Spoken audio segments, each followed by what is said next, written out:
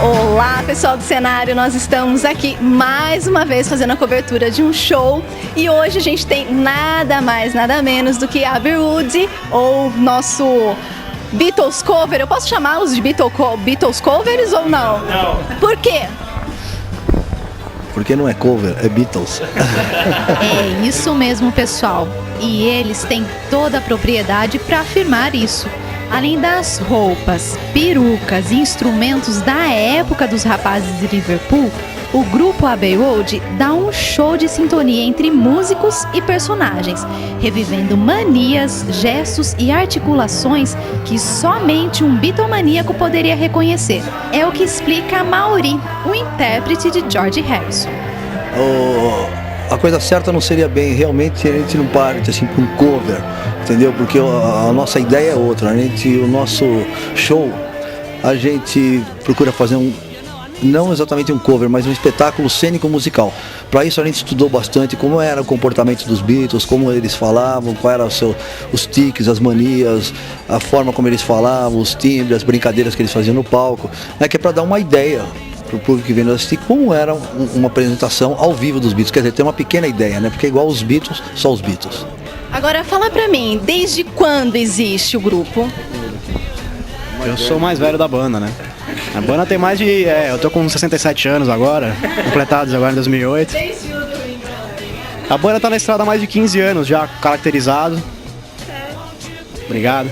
Posso? Obrigado. Fazendo esse trabalho com as roupas, né? Com as guitarras, os instrumentos iguais dos Beatles. Com a pesquisa, levou quantos anos aí? Até conseguir todos os instrumentos, todos iguais. 67 anos pra crescer o nariz dele, pra ficar igual ao do Rio. Isso é um negócio original mesmo, né? De época. Então a gente tá tentando levantar essa bandeira dos Beatles aí, até mostrando trabalho pra um monte de gente que não conhece, como crianças que estão começando aí. Todo show, até mesmo agora, tinham muitas crianças agora assistindo o show, cantando com a gente, que é uma coisa que a gente gosta muito de ver, deixa a gente até emocionado.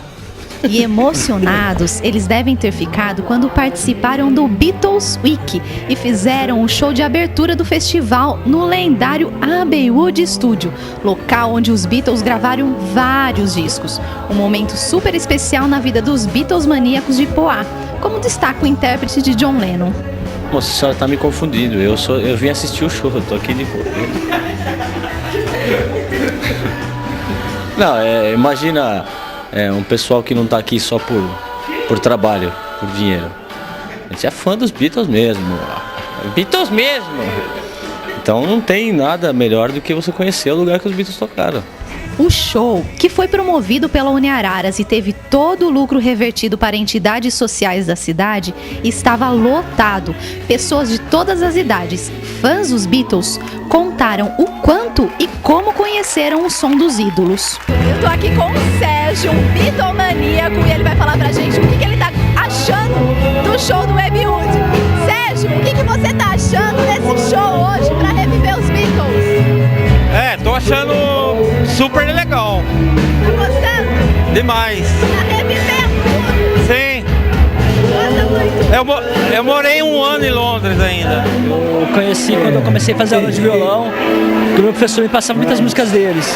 E daí eu comecei a pesquisar mais, conhecer mais músicas e hoje eu tenho, acho que todos os álbuns deles. Apesar de 40 anos depois, ainda é a minha banda favorita, assim. Muito bom,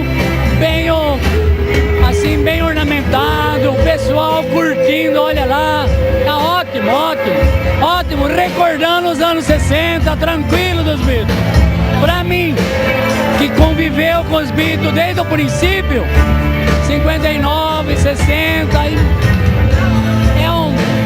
é imensurável. Os shows do Abbey Road são divididos em 3 fases para apresentar os melhores momentos vividos da carreira dos Beatles. O palco se transforma junto com os músicos, roupas e equipamentos. Os cuidados são tão grandes em relação aos detalhes que até mesmo mudar a forma de tocar os instrumentos foi preciso fazer. É o caso do Paul McCartney do Abbey Road. Eu soube de uma história, aliás, que apareceu um baixo canhoto que alguém enviou pra você, né? Que entregou pra você. Você tá aprendendo agora a tocar? Enviaram pra mim, né? Enviaram. Fizeram eu tocar na marra, né? Assim.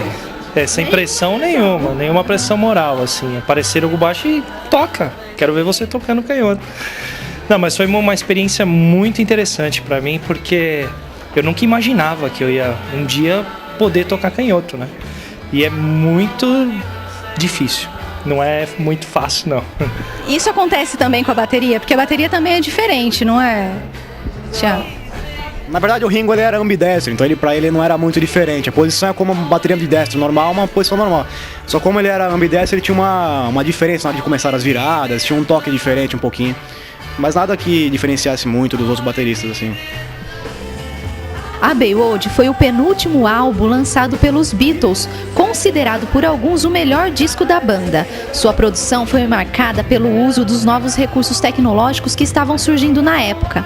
Mas não é só por isso que a banda de Poá escolheu esse nome. É uma relação mais intensa que eles estabeleceram com o local onde as músicas tomavam vida e começavam a escrever suas histórias. Quando a gente iniciou esse trabalho há quase 15 anos atrás, existiam muitas bandas, muitos grupos de Beatles em São Paulo. E alguém teve uma ideia de fazer assim uma banda de Beatles diferente, né? Mas como diferente? São todas iguais? Não. A gente vai executar aquelas músicas que nenhuma dessas bandas estão executando ao vivo, que nem os Beatles mesmo tocaram ao vivo, né? A partir do momento que eles só tocavam aquelas músicas em Abbey Road Studio. São músicas que só foram tocadas mesmo pelos Beatles dentro de Abbey Road Studio, eles nunca tocaram ao vivo. Então a gente partiu com essa ideia de tocar justamente aquelas, porque a gente estava começando a investir em sistemas de teclados, sintetizadores, né, que podiam reproduzir uma orquestra de até 120 músicos simultaneamente. Então a gente achou que com isso a gente poderia reproduzir toda a orquestra que os Beatles usavam, inclusive a orquestra de Londres eles usavam, né, para fazer os discos deles. Então a ideia era fazer aquilo que nunca saiu do estúdio Abbey Road.